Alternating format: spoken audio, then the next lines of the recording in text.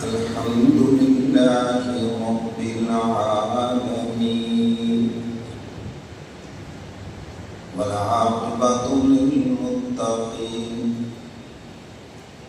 والصلاة والسلام على رسوله وعلى آله وأصحابه أجمعين. أما بعد فأعوذ بالله من الشيطان الرجيم. بسم الله الرحمن الرحيم. لقد جاءكم رسول من أنفسكم عزيز عليه ما عنتم سبحان الله ما عنتم حريص عليكم بالمؤمنين رؤوف رحيم. ما شاء الله. فإن تولوا فقل حسبي الله لا إله إلا هو سبحان الله. عليه توكلت وهو رب العرش العظيم. صدق الله مولانا العظيم وصدق رسوله النبي الكريم ونحن على ذلك من الشاهدين والشاكرين والحمد لله رب العالمين. یا الہی جب تک میرے جسم میں میری جان رہے میرے مولا تجھ پہ صدقے کہ تیرے محبوب پہ قربان رہے. میں رہوں یا نہ رہوں مگر یہ دعا ہے دل کی کہ دین احمد رہے اور عزت قرآن رہے. یا رب صلی وسلم دائما ابدا علی حبیبک خیر الخلق کلہم والحبیب الذی ترجع شفاعته لكل هول من الاهوال مفتحم. درود پاک پڑھنے سب جناب.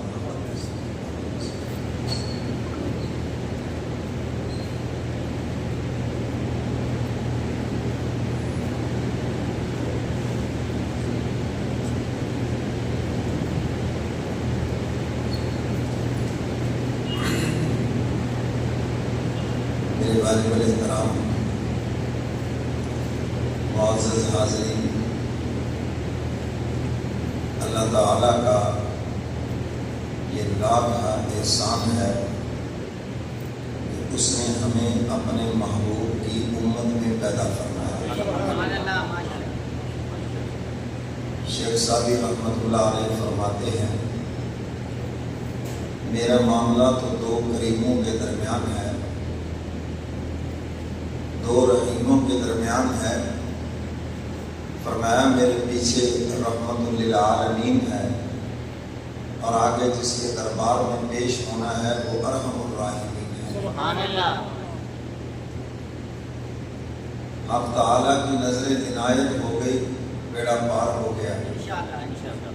حضور کی نظر عنایت ہو گئی پھر بھی بیڑا پار ہو گیا. اللہ کا لاکھ کا احسان ہے جس نے محبوب کی امت میں پیدا فرمایا. حدیث مبارکہ میں ہے جبریل امین تشریف لائے اور حضور علیہ السلام نے پوچھا جبریل اللہ تعالیٰ سے پوچھ کر بتاؤ کہ میری کتنی امت جنت میں جائے گی. جبریل امین آئے اور آ کے عرض کیا اللہ کے محبوب اگر پوری دنیا کی امتوں کے 3 حصے کر دیے جائیں تو ایک حصہ یعنی آپ کی تہائی امت جنت میں جائے گی. بہت بڑا حصہ ہے. اصل میں یہ سب پیار کی باتیں ہیں. معراج والی رات پہلے 50 نمازیں اور پھر کم ہوتے ہوتے 5 رہ گئی، حالانکہ مطلقاً بھی 5 کا کہا جا سکتا تھا، لیکن یہ محبت کی باتیں ہیں۔ موسیٰ کریم اب تعالیٰ کی ایک تجلی برداشت نہ کر سکے۔ یہ کملی والے پیغمبر کی شان ہے جنہوں نے 9 مرتبہ اللہ کو دیکھا ہے۔ تو یہاں پر بھی یہ پیار کی بات ہے۔ جبریل علیہ السلام گئے اور جا کے عرض کیا الہ العالمین، محبوب کی خوشخبری سن کر پورے خوش نہیں ہوئے۔ اب تعالیٰ نے فرمایا پھر میرے محبوب کو یہ خوشخبری سنا دو کہ آدھی آپ کی امت جنت میں جائے گی اور باقی جنت 1,24,000 یا 44,000 ساری امتوں کے لیے ہوگی، اور ان میں آدھی صرف آپ کی امت ہوگی۔ قیامت کے دن کل 120 صفحے ہوں گی، ساری امتوں کی 120 صفحے ہوں گی، اور جس میں امت محمدیہ کی 80 صفحے ہوں گی۔ سبحان اللہ۔ یہ جو نماز کی صفحے ہیں اصل میں یہ جنت کی صفحے ہیں، اسی لیے تو اس کو سیدھا کرنے کا حکم ہے۔ یہ جو کندھا ہے نا، یہ کندھے کے ساتھ ملائیں، اور ایڑی جو ہے صف کے کنارے کے اوپر کرتے صف سیدھی ہو جائے گی۔ بعض پاؤں اوپر چڑھانا شروع کر دیتے ہیں، یہ فضول حرکت ہے۔ تو صف سیدھی کرنے کا یہی مطلب ہے، اور پاؤں کا آپس میں جو وقفہ ہے، یہ میری طرف دیکھیں، یہ ایک پاؤں کو اگر آپ موڑیں تو اس پاؤں کے ساتھ لگ جائے، اور اس کو یوں کریں تو یہ سیدھا ہو جائے، بس اتنا آپس میں وقفہ ہونا چاہیے۔ اتنی لمبی لمبی ٹانگیں چوڑی کر کے کھڑے ہوتے ہیں نالائقوں کی طرح۔ اوپر سے کہتے ہیں جناب دیکھو جی کہیں شیطان بیچ میں سے نہ گھس جائے، اس لیے کندھے کے ساتھ کندھا ملائیں۔ تو یہ اتنی جو ٹانگیں چوڑی کر رکھی ہیں نیچے سے شیطان بھاگتا پھر عجیب حرکت ہے۔ اس کے لیے پھاٹک کھول رکھے ہیں، ابھی تو بھاگ ادھر آتا۔ تو اس لیے نماز کے اندر کندھے کے ساتھ کندھا ملائیں، اور اپنی ایڑیاں یہ صف کے کنارے کے اوپر کر دیں، تو آپ کی صف سیدھی ہو جائے گی، کندھے کے ساتھ کندھا ملے۔ اور آپ اس کا جو وقفہ ہے یہ آپ کا ایک ہاتھ ہے، میں نے یہ سمجھانے کے لیے، یہ اپنا پاؤں کر دیں، دایاں پاؤں کو مروڑ کے دیکھیں پاؤں پر، بایاں پاؤں کو لگ جائے، بس اتنا بیچ میں فاصلہ ہونا چاہیے، انسان ایزی وقار سے کھڑا ہوا نظر آئے۔ یہ جو جہاد کی صفحے ہیں، اسی طرح یہ جو نماز کی صفحے ہیں، یہ سب جنت کی صفوں کا نمونہ ہے۔ تو فرمایا قیامت کے دن 120 صفحے لگی ہوئی ہوں گی، اور یہ کتنے اعزاز کی بات ہے کہ امت محمدیہ کی 80 صفحے ہوں گی۔ 40 صفحے 1,24,000 یا 44,000 امتوں کی ہوں گی، اور اکیلی 80 صفحے امت محمدیہ کی ہوگی۔ اور حضور فرماتے ہیں میں اپنی امت کی کثرت کے اوپر فخر کروں گا۔ امت کی کثرت کے اوپر فخر کروں گا۔ یا کہتے بچے دو ہی اچھے ہیں، حضور فرما رہے ہیں میں کثرت کے اوپر فخر کروں گا کہ میری امت سب سے زیادہ ہے۔ تو اس لیے امت بڑھانے کی طرف جانا چاہیے، گھٹانے کی طرف تو نہیں جانا چاہیے۔ تو جبریل امین یہ خوشخبری لے کر آئے، یعنی 120 صفوں میں سے 60 صفیں آپ کی جنت میں چلی جائیں گی، یعنی آدھی چلی جائیں گی، یعنی 80 صفوں میں سے 40 آپ کی چلی جائیں گی جنت میں، اور 40 کا حضور علیہ الصلوۃ والسلام اس پر بھی خاموش رہے، بس کہا جیسے اللہ کو منظور ہے۔ تو پھر جبریل امین تیسری مرتبہ قرآن کریم کی یہ آیت لے کر آئے، فرمایا وَلَسَوْفَ يُعْطِيكَ رَبُّكَ فَتَرْضَىٰ۔ اب تعالیٰ فرماتے ہیں میرے محبوب ہم آپ کو ان قریب اتنا عطا کریں گے کہ آپ راضی ہو جائیں گے۔ ساری دنیا کہتی ہے الہ العالمین آپ ہم سے راضی ہو جائیں، اور حق تعالیٰ فرماتے ہیں میں نے اپنے محبوب کو راضی کرنے کا فیصلہ کر لیا ہے۔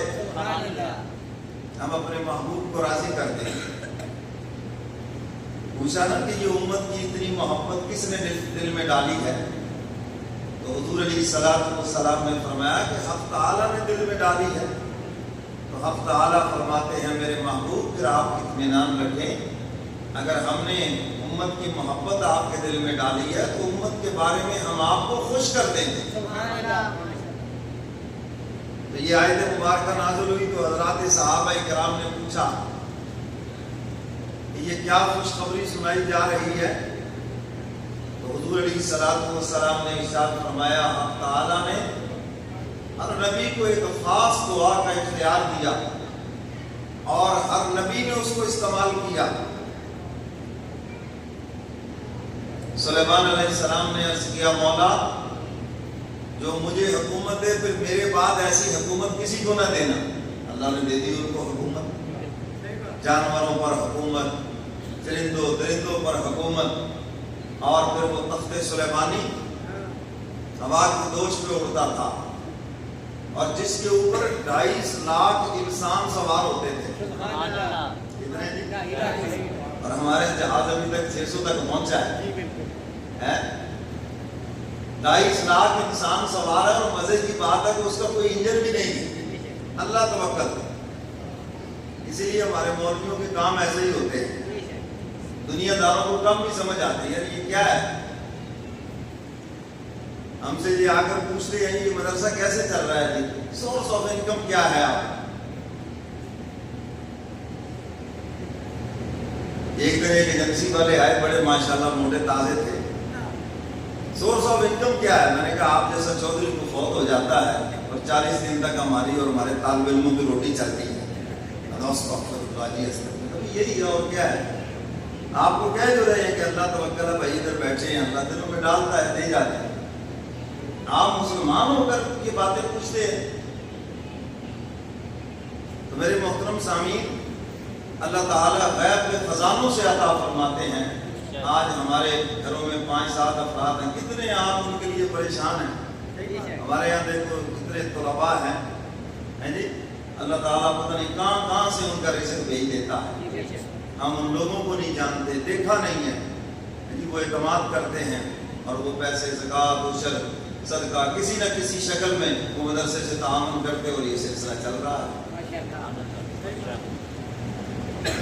تو سلیمان علیہ السلام کا تخت سبحان اللہ کہتے تو وہ اوپر چڑھ جاتا، الحمدللہ کہتے وہ نیچے اتر آتا ہے۔ تخت سلیمانی جا رہا ہے اور ایک دیہاتی آگ چلا رہا تھا، اس نے دیکھا، نے کہا کیا شان ہے یار، سلیمان علیہ السلام جیسے آج کل بھی کہتے ہیں کیا شان ہے وزیر اعظم کی۔ ان بیچاروں کی تو شانیں بھی عارضی ہیں، پتہ نہیں ہوتا کس وقت سب سلپ ہو جائیں۔ نے کہا کیا شان ہے آل داؤد کی، کیسے مزے سے جناب۔ آپ نے فرمایا اتارو تخت کو اتارو نیچے۔ وہ گھبرا گیا، پتہ نہیں میں نے کون سا جملہ، کیونکہ سلیمان علیہ السلام کو اللہ نے جو معجزہ دیا تھا دنیا کے کسی کونے پر جو بھی کوئی بولتا تھا ان کو آواز سنائی دیتی تھی، جہاں بھی کوئی بولتا تھا چیونٹی بولتی تھی اس کی آواز بھی سنتے ہیں۔ سورہ نمل کے اندر واقعہ موجود ہے، بارش کے لیے جا رہے ہیں، ایک چیونٹی وَهُمْ لَا يَشْعُرُونَ وہ کہتی ہے کہ جناب بلوں میں گھس جاؤ، اللہ کا نبی آ رہا ہے، اتنا بڑا لشکر ہے، پاؤں کے نیچے مسلی جاؤ گی۔ اور یہ بھی بتایا کہ پیغمبر ظالم نہیں ہے، ہو سکتا ہے ان کو پتہ ہی نہ چلے، پتہ ہی نہ چلے اس کو۔ اور سلیمان علیہ السلام فتبسم، اس کی یہ بات سن کے مسکرا پڑے، اس نے ٹھیک بات کی ہے۔ تو میرے محترم سامعین، سلیمان علیہ السلام نیچے آیا تھا، فرمانے لگے کیا کہا تو نے؟ میں نے کہا میں نے تو یہ کہا سبحان اللہ، کیا شان ہے آل داؤد کی، سلیمان علیہ السلام کی، اور میں میرے اس تخت سے بہتر ہے تیرا یہ سبحان اللہ کہنا۔ پاک ہے وہ ذات. اس لیے آپ سے بھی کہتے ہیں قرآن سنو، حضور کا فرمان سنو، بات اچھی لگے، دل کو لگے تو کیا کہنا ہے؟ سبحان اللہ. اور پھر جنت میں درخت بھی لگ رہے ہیں. تخت سلیمانی ہوا کی دوش پہ اڑا لیکن آسمان کے نیچے نیچے. یہ محبوب کی شان ہے کہ حضور کی پرواز آسمانوں سے بھی اوپر، سدرۃ المنتہا سے بھی اوپر، مقام شریف الاقلام سے بھی اوپر، عرش معلیٰ پہ نظر آتے ہیں. حضور کی شان ہے. تو میرے محترم سامعین، دعا کی کہ یا اللہ جو حکومت مجھے ملی ہے یہ دنیا میں کسی کو نہ ملے. جنات پہ حکومت اور بیت المقدس کی تعمیر جنات سے کروائی. بڑے بڑے پتھر اٹھا کے لاتے تھے اور جنات بھی غیب کا علم نہیں جانتے. علم غیب صرف ایک ذات ہے، اللہ رب العزت. بس اللہ جانتے ہیں کل کیا ہونے والا ہے، کیا ہو رہا ہے، صرف وہی ذات جانتی ہے. حضور علیہ السلام خبریں غیب یعنی غیب کی آپ کو خبریں بتا دی گئی. علم غیب یہ شان ہی اللہ کی ہے. خبر غیب اور علم غیب کا فرق بتا دوں. خبر غیب یہ ہے آپ مجھے آ کر خبر دیں ساہیوال میں بارش ہو رہی ہے، لاہور میں بارش ہو رہی ہے، فلاں جگہ ایکسیڈنٹ ہو گیا، اتنے بندے مر گئے. یہ خبر غیب ہے. آپ مجھے غیب کی خبریں دے رہے ہیں، میں وہاں نہیں ہوں. آپ نے مجھے آ کے خبر دی ہمارے گاؤں میں ایسے ہو گیا. یہ خبر غیب ہے. اور علم غیب کیا ہے کہ آپ نہ بتائیں، میں یہاں بیٹھا ہی دیکھ رہا ہوں کیا ہو رہا ہے. اور یہ شان کس کی ہے؟ بڑی سادہ سی مثال میں آپ کو بات سمجھا دی. کوئی لڑنے وڑنے کی ضرورت نہیں ہے. تو حضور علیہ السلام غیب کی خبریں تو دے رہے ہیں. جنت دوزخ کا تذکرہ ہے، قیامت تک آنے والے واقعات ہیں. حضور علیہ السلام نے اس کی نشاندہی فرمائی ہے، اس میں کوئی شک نہیں ہے. جو کچھ حضور علیہ السلام نے اپنی زبان مبارک سے بتایا آج ہم سب وہ اپنی آنکھوں سے دیکھ رہے ہیں. تو ہر نبی کو ایک خاص دعا کا اختیار دیا. سلیمان علیہ السلام کی دعا قبول ہوئی. اور یہ لکھا ہے کہ یہ جو سلیمان علیہ السلام کی حکومت ہے نا، اصل میں جنت میں جو جنتی کو حکومت ملنی ہے یہ اسی کا نقشہ ہے. یہ اس کی فوٹو اسٹیٹ دنیا میں دکھلائی گئی ہے. فرمایا کہ وہ سمجھ لو کہ ایک چھوٹی سی خدائی ہے جو اللہ ہر جنتی کو عطا فرمائے. اللہ ہم سب کو نصیب آمین. نوح علیہ السلام نے بھی دعا مانگی، خاص دعا کا اختیار. رب لا تذر علی الارض من الکافرین دیارا. یا اللہ کسی کافر کا گھر دھرتی پہ نہ رہنے دینا. اتنے نالائق ہیں. 950 سال تبلیغ کی. 950 صرف 9.5 سال نہیں، 9 مہینے نہیں، 950 سال. 1000 سال یعنی سمجھ لیں اتنی صدیاں تبلیغ کی. اور جب مایوس ہو گئے پھر یہ دعا مانگی، یا اللہ کسی کافر کو زندہ نہ رہنے دینا. دعا قبول ہو گئی. سب کافر ہلاک ہو گئے. صرف وہی زندہ بچے جو مسلمان تھے، ایمان والے تھے. اور اسی کے ضمن میں بتا دوں کہ قیامت بھی بروں پر آنی ہے، اچھوں پر کوئی قیامت نہیں آنی. حدیث مبارکہ میں ہے جب تک ایک بھی اللہ اللہ کرنے والا موجود ہے، اللہ کا نام لینے والا موجود ہے، قیامت نہیں آئے. اور جس دن ایک بھی نہیں رہے گا اس دن قیامت برپا ہوگی. تو قیامت تو بروں پر آنی ہے، اچھوں پر قیامت آئے. اچھے پہلے سبھی اٹھا لیے جائیں. تو نوح علیہ السلام کی دعا قبول ہوئی اور نبیوں کی بھی. تو حضور علیہ السلام نے فرمایا جب میری باری آئی تو میں نے اس کو مؤخر کر دیا ہے آخرت کے لیے. اور فرمایا میرے صحابہ میں نے اس وقت تک راضی نہیں ہونا جب تک میرا ایک ایک کلمہ پڑھنے والا جنت میں نہ چلا جائے. میں نے راضی نہیں ہونا. اور حضور علیہ السلام نے ایک بات ارشاد فرمائی. فرمایا مجھ سے جو کچھ تمہارے لیے ہو سکا کیے جا رہا، لیکن ایک بات تم بھی یاد رکھنا، اللہ کے ساتھ کسی کو شریک نہ ٹھہرانا. اگر تم نے بھولے سے بھی اللہ کے ساتھ کسی کو شریک ٹھہرا دیا، فرمایا کان کھول کے سن لو پھر میری سفارش بھی تمہارے کام نہیں آئے.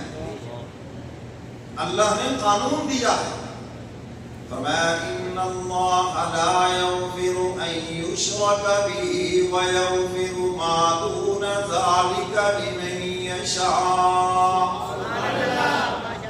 حق تعالیٰ فرماتے ہیں میں نے مشرک کو معاف نہیں کرنا اور اس کے علاوہ باقی جتنے بھی گناہ ہیں سب معاف ہو جائیں گے۔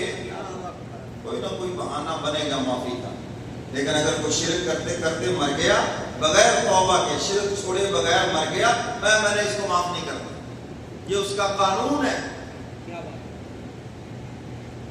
اور فرمایا وَيَغْفِرُ مَا دُونَ ذَلِكَ لِمَن يَشَاءُ، اگر اس کے علاوہ اور کوئی گناہ کرتے کرتے مر گیا، توبہ کا موقع ہی نہیں ملا، اچانک موت آ گئی، وَيَغْفِرُ معاف کر دیں گے ہم۔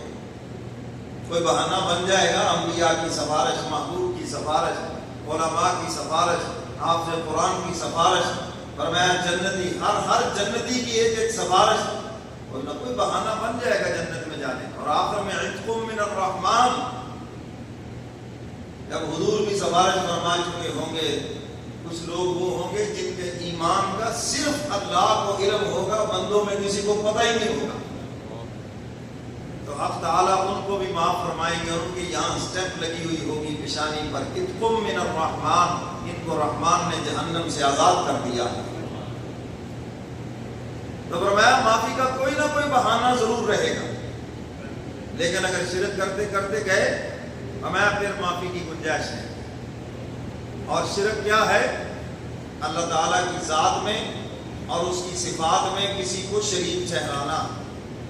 اللہ کی ذات میں اللہ کی طرح اللہ کوئی نہیں، اور اللہ کی صفات میں جو اللہ کی صفتیں ہیں، زندہ کرنا، مارنا، رزق دینا، اولاد دینا، عزت دینا، ذلت دینا، نفع دینا، نقصان دینا، یہ سارے کس کے کام ہیں؟ اللہ کے، اللہ کے کام ہے، اور اللہ کے ان کاموں میں کوئی بھی شریک نہیں، نہ نبی شریک ہیں، نہ صحابہ شریک ہیں، نہ ولی غوث قطب ابدال شریک ہیں، وہ وحدہ لا شریک ہے۔ اور ایک شرک کی قسم ہے شرک خفی۔ حضور علیہ السلام نے فرمایا، حدیث مبارکہ کا مفہوم ہے، سب سے زیادہ مجھے جو امت کے بارے میں ڈر ہے وہ شرک خفی کا ہے۔ صحابہ نے عرض کیا یا رسول اللہ صلی اللہ علیہ وسلم، یہ شرک خفی کیا چیز ہے؟ فرمایا ریاکاری، دکھلاوا۔ یہ جو نیک اعمال میں ریاکاری کرتے ہیں، دکھلاوا کرتے ہیں، اگر اسی عمل کے ساتھ دنیا سے چلے گئے تو قیامت کے دن یہ بھی مشرکوں کی صفوں میں کھڑے ہوں گے۔ اپنے آپ کو موحد کہلانے والے، توحیدی سمجھنے والے، عبادات میں دکھلاوا، ریاکاری، فرمایا یہ بھی قیامت کے دن مشرکوں کی صفوں میں کھڑے ہوں گے۔ اور آج یہ بیماری عروج کے اوپر ہے، دینی کام میں ریاکاری، عبادت کر کے ریاکاری، کسی کو تسبیحاں بتا رہے ہیں میں اتنی پڑھتا ہوں، کسی کو اپنے حج عمرے بتا رہے ہیں، کسی کو اپنی تہجد بتا رہے ہیں، کسی کو میں یہ کرتا ہوں، وہ بھی کرتے ہو، ہمارے لیے کرتے ہو، خدا کے لیے کیا ہے، اور اس کا صلہ وہاں سے ملنا ہے۔ تو یہ لوگ بھی مشرک ہیں، قیامت کے دن مشرکوں کی صفوں میں کھڑے ہوں گے۔ حدیث مبارکہ میں واضح ہے، حضرات صحابہ کرام نے پوچھا اللہ کے محبوب، ہم نیک عمل کرتے ہیں، دو نیتیں ہوتی ہیں، ایک نیت یہ ہوتی ہے کہ اللہ راضی ہو جائے، اور دوسری نیت یہ ہوتی ہے کہ لوگ بھی ہمارے اس عمل کی تعریف کریں، لوگ بھی خوش ہو جائیں۔ اب اللہ کے نبی نے واضح ارشاد فرمایا، اللہ اپنے شریکوں سے پاک ہے، اب تعالیٰ ایسے عملوں سے بھی پاک ہے، اللہ اسی عمل کو قبول فرماتے ہیں جو خالص اس کی رضا کے لیے کیا جائے۔ جس میں لوگ آ گئے، جس میں تمہارے دل میں شہرت آ گئی، تمہارے دل میں دکھلاوا آ گیا، لوگ ہمیں سخی کہیں، لوگ ہمیں نیک کہیں، لوگ ہمیں تہجد گزار کہیں، لوگ ہمیں نمازی پرہیزی کہیں، لوگ ہمیں دیندار کہیں، تو فرمایا کہ پھر یہ لوگوں کے لیے ہو گیا، اللہ ایسے عملوں سے پاک ہے۔ اور آج یہ بیماری عروج پر ہے، اور ان چیزوں کی اصلاح ہوتی ہے خانقاہ کے اندر، کسی اللہ والے کی صحبت کے اندر، خالی تقریریں سننے سے نہیں۔ یہ تو روحانی معالج کے پاس جاؤ گے تو روحانی بیماری کا علاج ہوگا، اور یہی تو روحانی بیماریاں ہیں، اس کا ہم علاج ہی نہیں کرواتے اور سمجھنے کی ضرورت ہی نہیں ہے۔ تو میرے محترم سامعین، ریاکار بھی مشرک ہے اور قیامت کے دن یہ بھی مشرکوں کی صفوں میں کھڑا ہوگا، اس لیے اپنی عبادت کی کبھی بھی ریاکاری نہ کریں۔ سمجھ گئے وہ بات کے لیے؟ تو حق تعالیٰ فرماتے ہیں مشرک کو میں نے معاف نہیں کرنا۔ نوح علیہ السلام نے کتنی درخواست کی تھی، مولا میرا بیٹا میری آنکھوں کے سامنے، فرمایا انہ لیس من اہلک، تیرے اہل سے ہی نہیں ہے۔ مشرک نبی کے اہل سے ہی نہیں ہے، جب ہے وہ مشرک۔ نیکوں کا خاندان خون اور نطفے کی بنیاد پر نہیں چلا کرتا، یہ تو کردار کی بنیاد پہ چلا کرتا ہے۔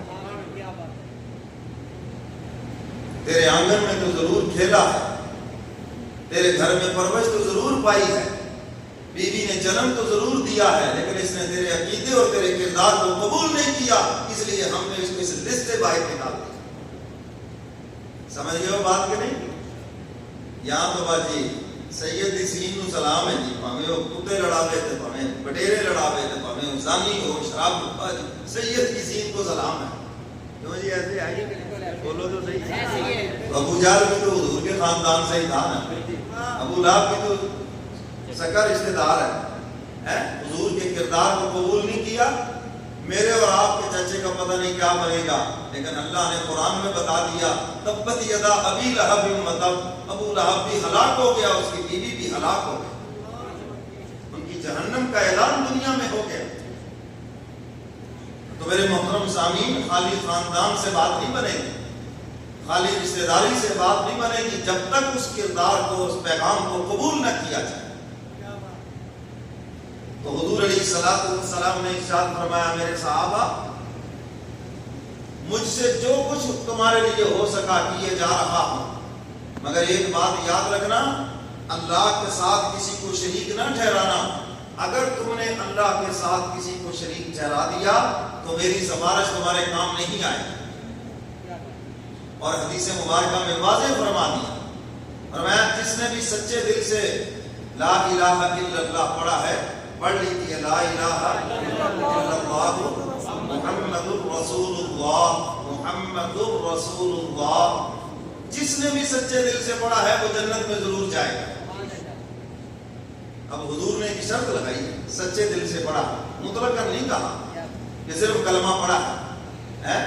اقبال نے بھی کہا نا، خرد نے کہہ بھی دیا لا الہ تو کیا حاصل، دل و نگاہ مسلمان نہیں تو کچھ بھی نہیں۔ ایک طوطا اگر کلمہ یاد کر لے اور وہ سنا دے تو اس کا یہ مطلب تھوڑی کہ طوطا مسلمان ہو گیا، باقی سارے طوطے کافر ہیں۔ آپ موبائل میں کلمہ بھر لیں اور لا کر یہاں مائک میں سنا دیں اس کی ریکارڈنگ، اور کہیں جی میرا موبائل مسلمان ہے اور تمہاری جیبوں میں جتنے موبائل ہیں وہ سارے ہی کافر ہیں۔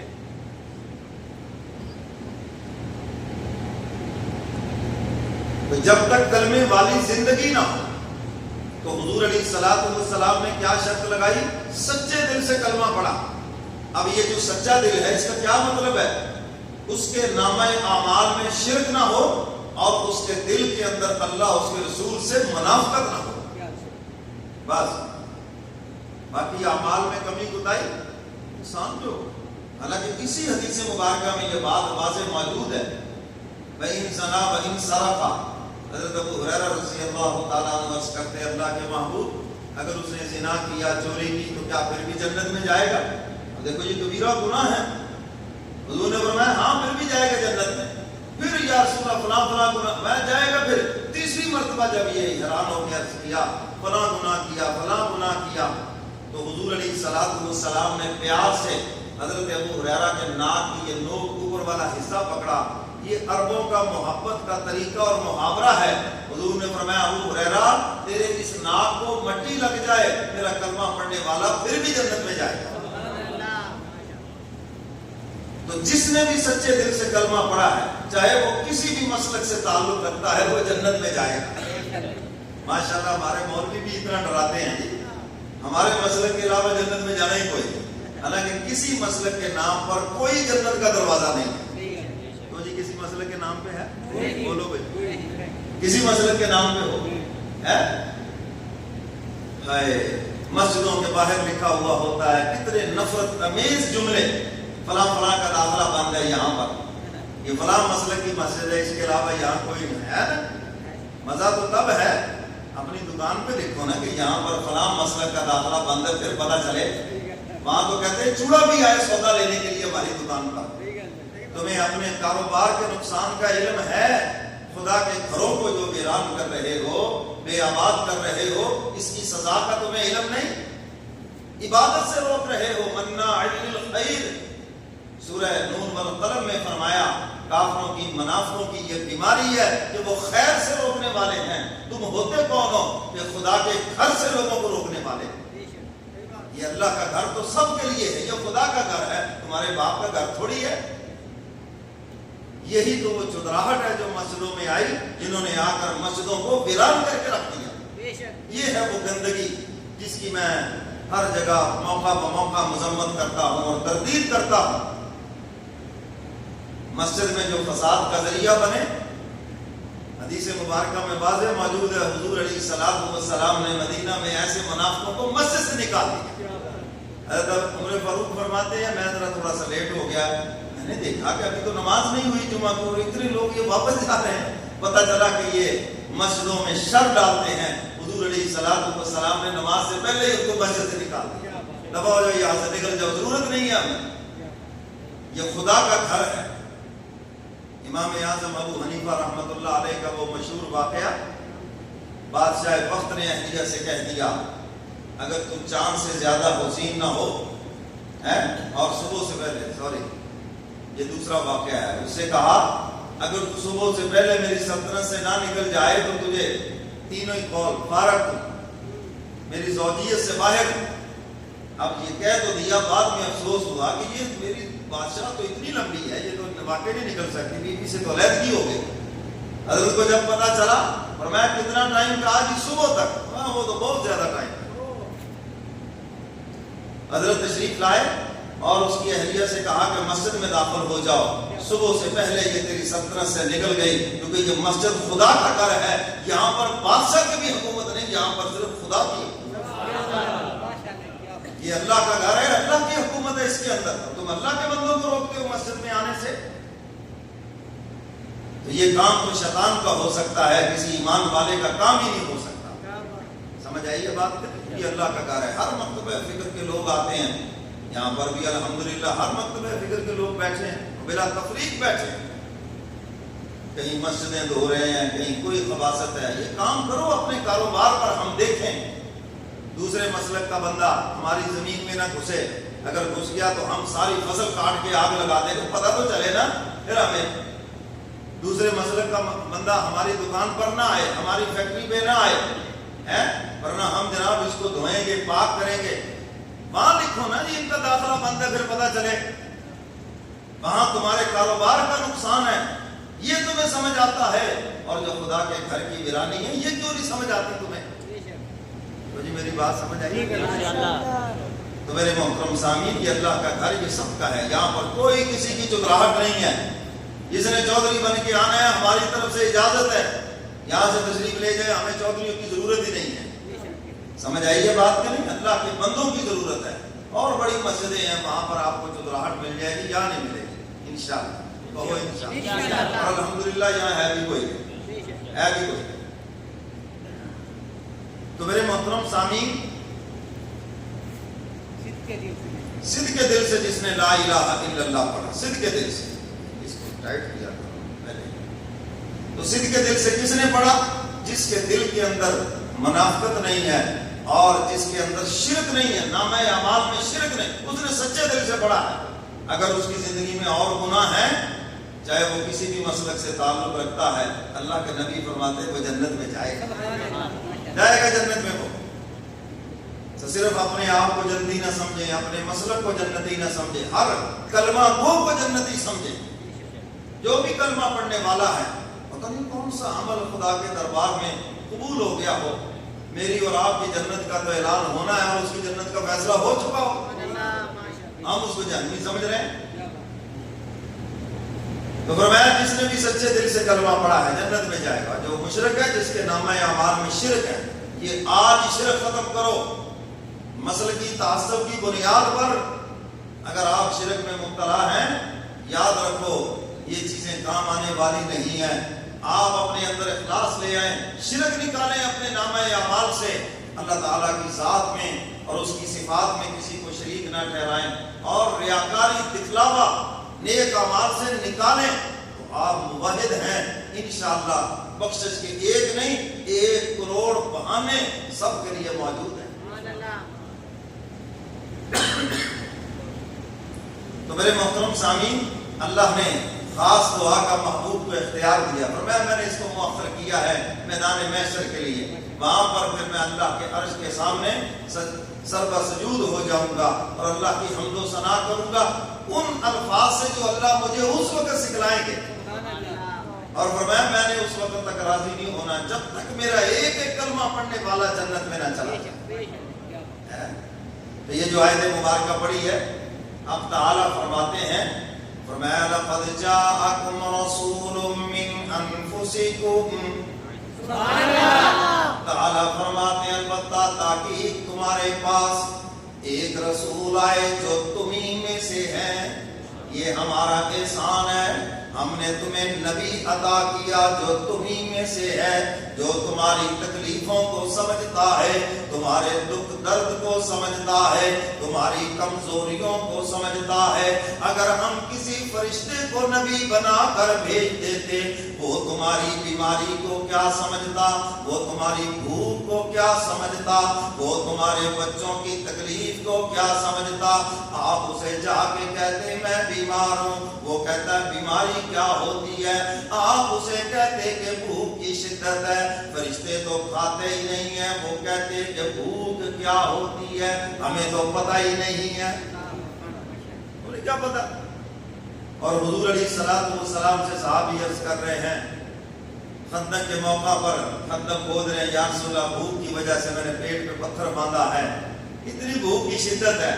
تو حضور علیہ السلام نے اپنے پیٹ مبارک سے کپڑا ہٹایا تو 2 پتھر بدے ہوئے تھے، غم ہلکا ہو گیا۔ جب میرا محبوب اتنی تکلیف برداشت کر رہا ہے، غم ہلکا ہو گیا۔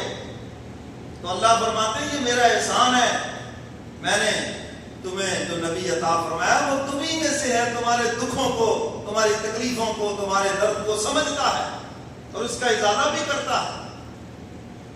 اور حضور علیہ السلام نے ارشاد فرمایا مجھے جب بھی 2 امر دیے گئے، ایک مشقت والا ایک آسانی والا، فرمایا امت کی خاطر میں نے آسانی والے کو قبول کیا، فرمایا میرا جی چاہتا تھا فلاں عمل اللہ سے درخواست کروں یہ فرض ہو جائے امت پر، لیکن مجھے تمہاری کمزوریوں کا احساس ہے، تمہاری تکلیفوں کا احساس ہے، ہو سکتا ہے کہ یہ اعمال تم سے نہ ہو سکے اور قیامت کے دن تمہاری اسی میں پکڑ ہو جائے۔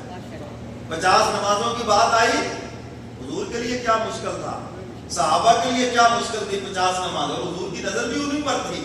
عثمان غنی رضی اللہ تعالیٰ عنہ جو ایک رات میں پورے قرآن کی تلاوت کر دیتے تھے، یہ 50 نمازیں کیا مشکل تھی۔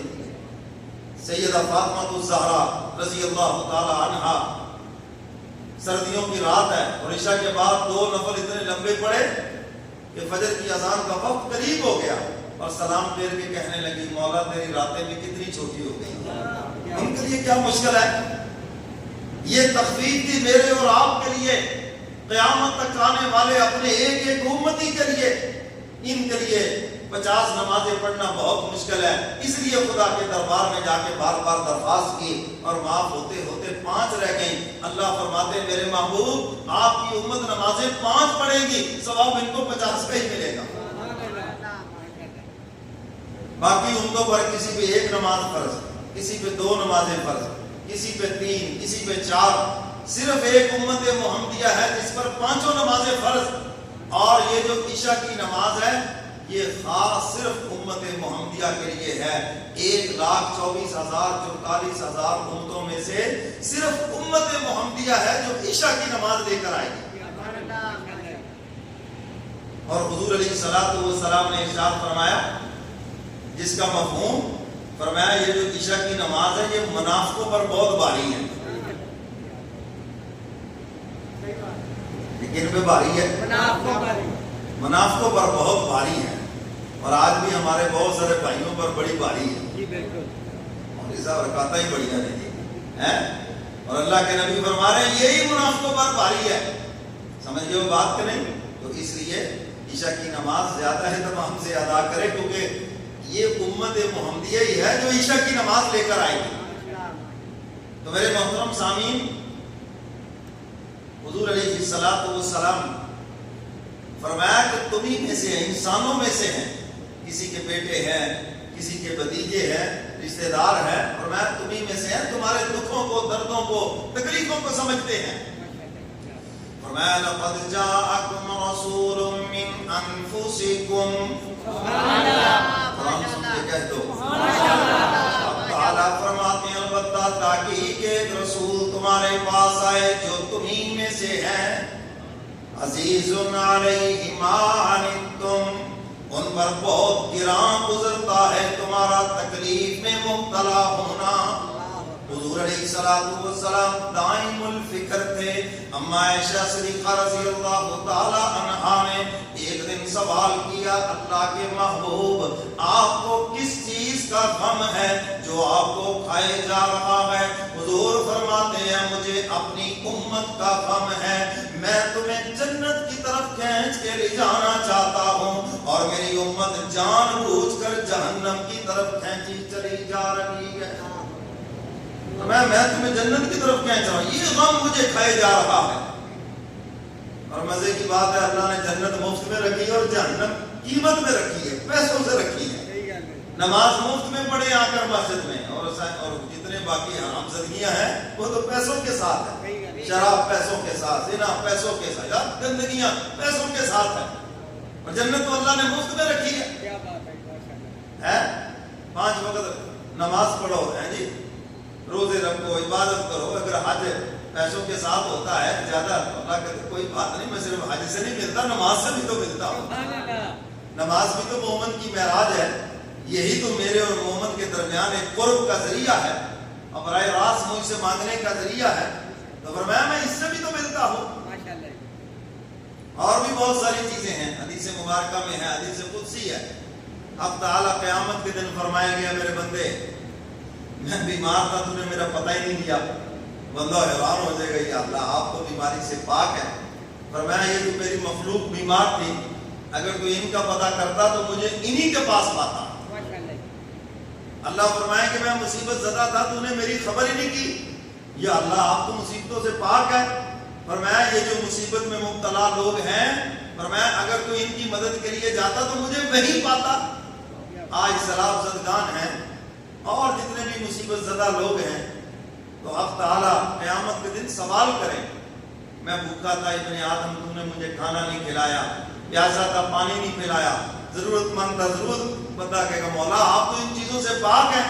فرمایا یہ میری مخلوق ہے، اگر تو ان کی خدمت کرتا، بھوکوں کو کھانا کھلاتا، ان کو پانی پلاتا، یہ ایسے ہی تھا جیسے اپنے رب کو کھلایا ہے اور اس کو پلایا. سمجھ گئے وہ بات کہ نہیں؟ تو جو بھی عمل کرو صرف اللہ کی رضا کے لیے. کس کے لیے؟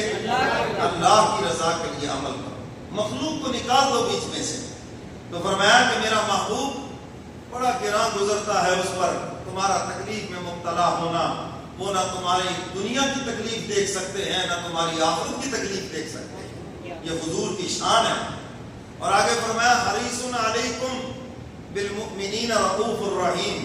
فرمایا میرا محبوب بڑا حریص، حریص یہ اردو کا نہیں، یہ عربی کا لفظ ہے، یعنی بہت زیادہ اشتیاق رکھتے ہیں، بہت زیادہ چاہتے ہیں کہ تم سب ایمان لے آؤ اور سارے کے سارے جنت میں چلے جاؤ.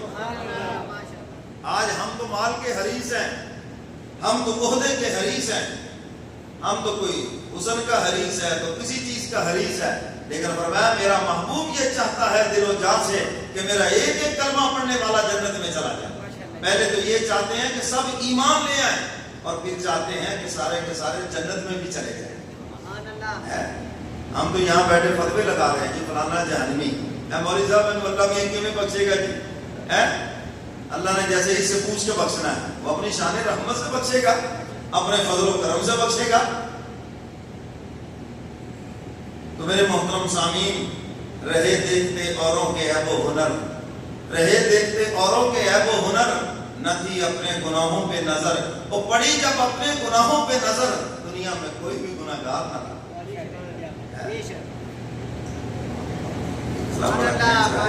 کیا اس نے کیا، اس کو تھوڑا سا بولو، اس کو دور سے کیا اس کو۔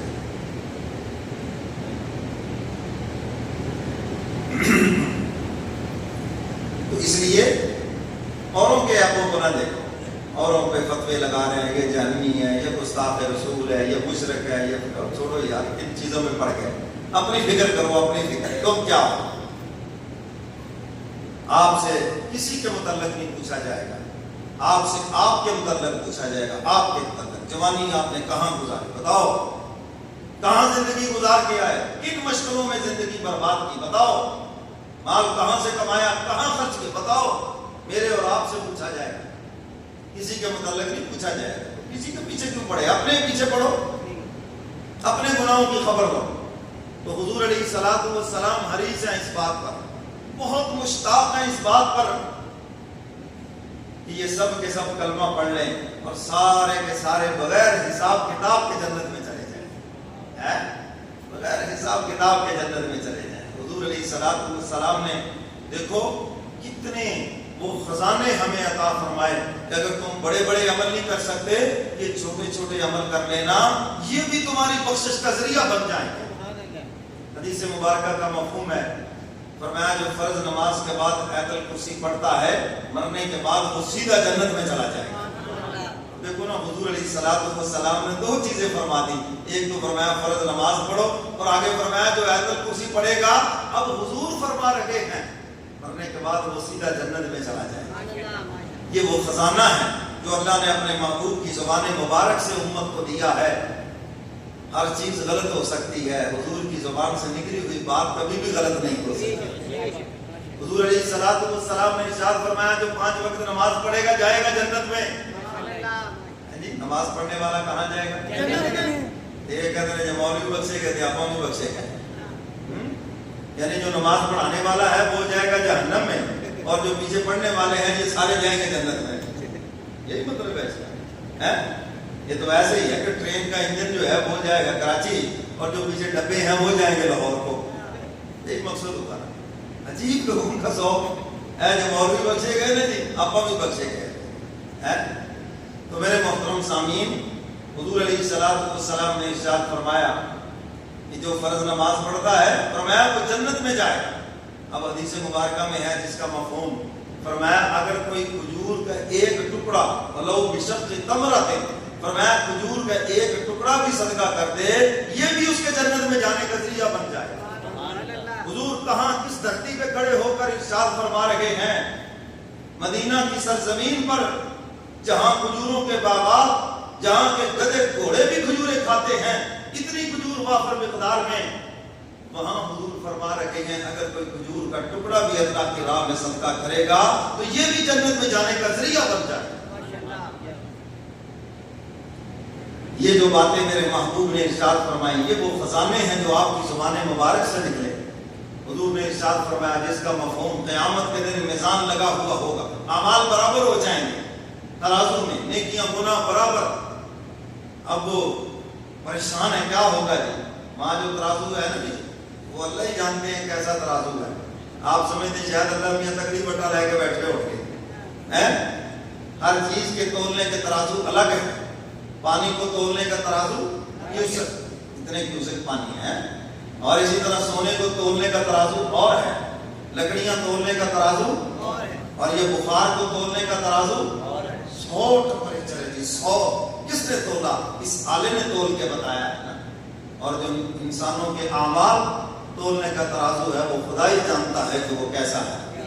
سمجھ آئیے بات کریں تو فرمایا یہ نیکیاں گناہ برابر ہو جائیں گے، اور وہ پریشان کھڑا ہوگا، اتنے میں ایک چھوٹی سی تھیلی آئے گی، نیکیوں میں گرے گی اور نیکیوں والا پلڑا جھک جائے گا، اور ملائکہ پکڑیں گے گاڑ آف آنر کے ساتھ جنت کی طرف لے کے چل پڑیں گے۔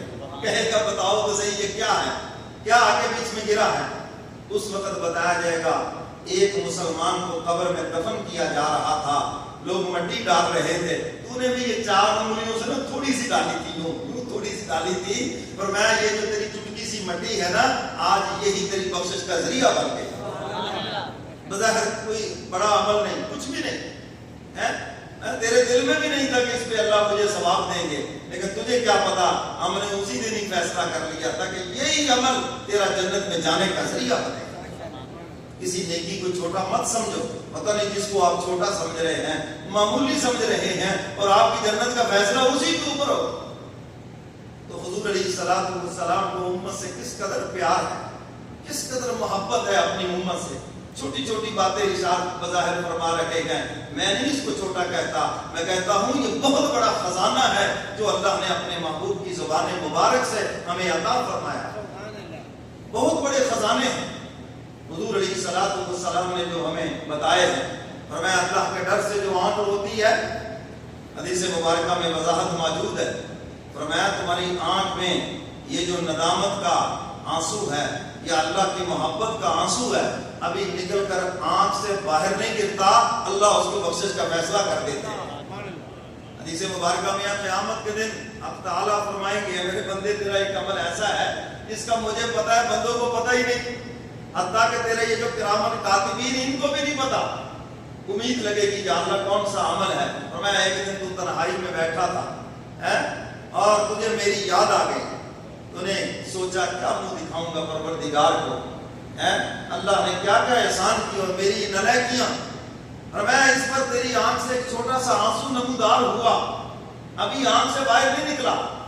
اب تعالیٰ جب یہ بات ارشاد فرمائیں گے، یہ آنکھوں کے بال جو ہیں یہ بول پڑیں گے، صدقت یا رب العالمین، اے رب العالمین ہم سچ فرما رہے ہیں، اور اس آنسو نے ہمیں بھی چھوا ہے۔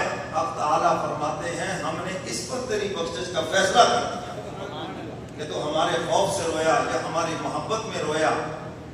آج دنیا میں جو اللہ کے خوف سے روئے تو ایک آنسو کی یہ قیمت ہے، کل میدان محشر میں جہنمی روئیں گے، ندیاں بہہ جائیں گی مگر ان کی کوئی قیمت نہیں ہے۔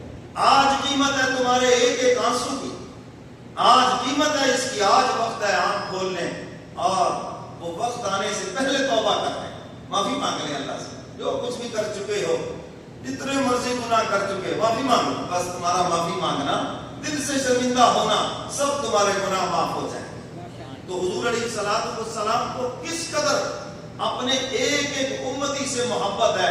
میں کہتا ہوں کسی کو اپنے نوجوان اکلوتے بیٹے سے اتنی محبت نہیں جتنی حضور علیہ السلام کو اپنے ایک ایک امتی سے محبت ہے۔ تو ہمیں بھی حضور کی محبت کا یہ حق ادا کرنا چاہیے، ہم حضور کی تابعداری کریں، ہم حضور کی فرما برداری کریں، ہم زمانے کے کلچر پہ نہ چلیں، ہم زمانے کی تہذیب پر نہ چلیں، ہم فیشن پر نہ چلیں، بلکہ کملی والے پیغمبر کے اسوہ حسنہ کے اوپر چلیں۔ یہ آپ کی محبت کا حق ہے ہم پر، اور کہنے والے نے خوب کہا ہے نا، سنا دیں